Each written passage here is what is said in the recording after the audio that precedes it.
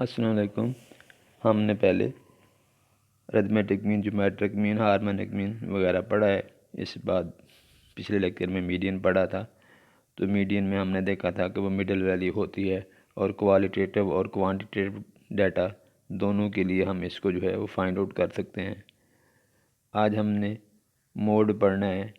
तो मोड में वो ये वैल्यू जो होती है जो ज़्यादा दफ़ा आती है, यानी बाकी वैल्यूज़ की निस्बत अगर एक वैल्यू ज़्यादा दफ़ा आपको नज़र आएगी तो वो मोड कहलाती है। मोस्ट फ्रीक्वेंट, मोस्ट अबंडेंट, यानी जो कसरत से वैल्यू ज़ाहिर होती है उसको आप मोड बोलते हैं।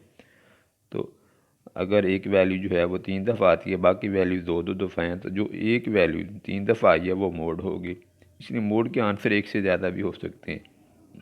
कोई भी डिस्ट्रीब्यूशन यूनी मॉडल भी हो सकती है, बाई मॉडल भी हो सकती है। तो यूनी मॉडल का मतलब है कि उसका एक ही मोड है और बाई मॉडल का मतलब है इसके 2 मोड हैं।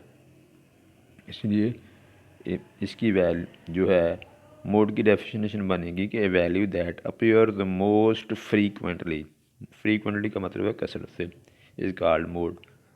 और मोड जो है मीडियन की तरह क्वालिटेटिव और क्वांटिटेटिव दोनों तरह के डाटा के लिए निकाला जा सकता है और एक ही मेजर ऑफ एवरेज है जिसके एक से ज़्यादा आंसर पॉसिबल हो सकते हैं, यानी मोड के। बाकी सबका एक एक ही आंसर होता है, इसके एक से ज़्यादा पॉसिबल आंसर हो सकते हैं।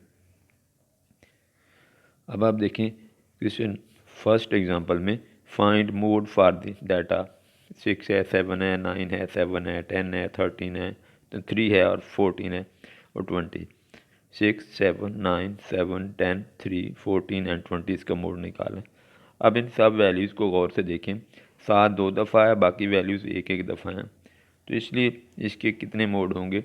2, एक ही मोड होगा और वो वैल्यू कौन सी? 7, जो कि 2 दफ़ा आई है। अब दूसरी एग्जांपल में देखें, find mode for the values 7, 6, 9, 10, 8, 14 और 15। अब 7 भी एक दफ़ा है, 6 भी एक दफ़ा है, 9 भी एक दफ़ा है, 10 भी एक दफ़ा है, 8 भी एक दफ़ा है, 14 और 15 भी एक एक दफ़ा है, तो इसका कोई मोड नहीं होगा। इसका कोई मोड नहीं होगा।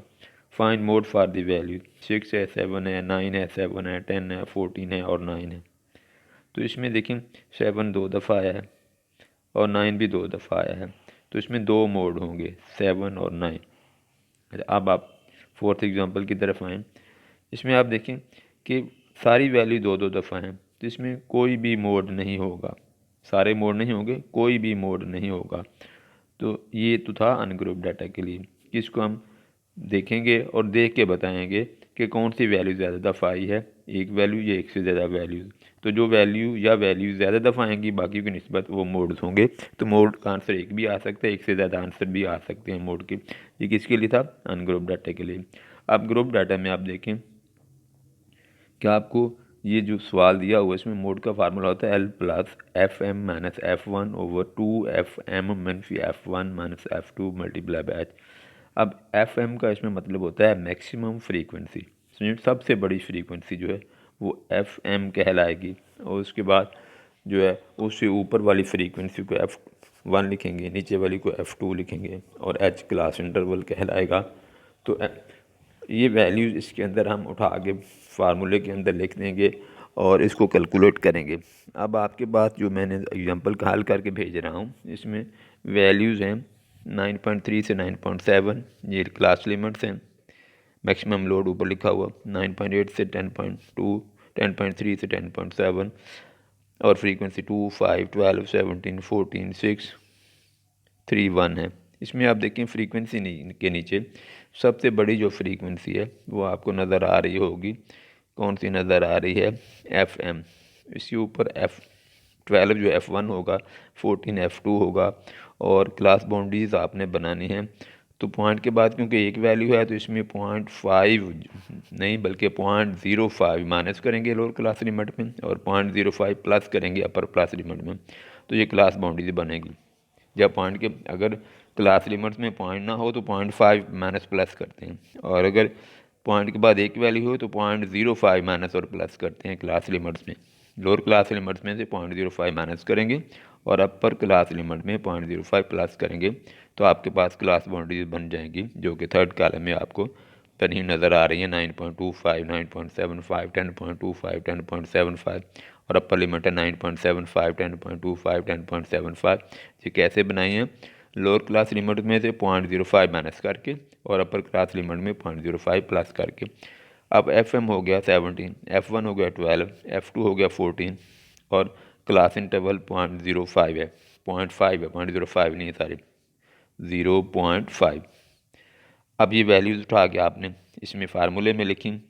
17 में से 12 को माइनस किया और नीचे जो 34 में से 12 और 14 को माइनस किया, 8 आ गया, ऊपर 5 आ गया। 5 को 0.5 से मल्टीप्लाई करके 8 पे डिवाइड करेंगे, 0.3125 आंसर आ जाएगा। इसको 10.75 में प्लस करेंगे तो 11.05 आंसर आ जाएगा। तो ये कैलकुलेटर पे आपने करना है, आराम से सवाल तो हो जाएगा, लेकिन इसमें आपको पहले क्लास बाउंड्रीज बनाने का तरीका आता है। मीडियन में भी हमने क्लास बाउंड्रीज बनाई थी, तो यहाँ भी आप देख लें कि अगर तो आपके पास क्लास लिमिट्स में इशारिया नहीं है तो आप 0.5 माइनस करेंगे लोअर क्लास लिमिट में से और 0.5 प्लस करेंगे अपर क्लास लिमिट में। और अगर पॉइंट के बाद एक वैल्यू है तो 0.05 माइनस करेंगे और 0.05 ही प्लस करेंगे। और अगर दो वैल्यू हो तो फिर 0.005 माइनस करेंगे और 0.005 प्लस करेंगे अपर लिमिट में। तो ये आपके पास क्लास बाउंड्रीज बन जाएंगी। और फिर बड़ी फ्रीक्वेंसी को ढूंढेंगे, उसको FM लिखेंगे। FM का मतलब है मैक्सिमम फ्रीक्वेंसी। तो ये वैल्यू पुट करने के बाद इसको सॉल्व करेंगे। तो ये आप इसकी प्रैक्टिस करेंगे, बाकी भी चीज़ें रहती हैं। तो ये अगर आपको इसमें वैल्यू सही तरह से नज़र ना आए तो आप यूँ करें कि वो नोट्स जो हैं VIP फोटो स्टेट पे पढ़े हैं इस चैप्टर के, न्यूमेरिकल के और डेफिनेशन के, वो वहाँ से फ़ोटो कापी करा लें और इसकी प्रैक्टिस करें। और जो अगला चैप्टर है मेजर ऑफ डिस्पर्शन, वो नेक्स्ट मंडे से हम जो है तो स्टार्ट नहीं होगा, लेकिन ये मंडे वाले दिन मैं नोट्स रखवा दूँगा 4th चैप्टर के, तो उसकी आप फ़ोटो कापी करवा लेंगे। तो उसके जो मुख्तलिफ टॉपिक्स हैं वो हम कोशिश करेंगे कि जल्दी जल्दी पढ़ लें, क्योंकि इसके पेपर भी आपने देने हैं। ओके। और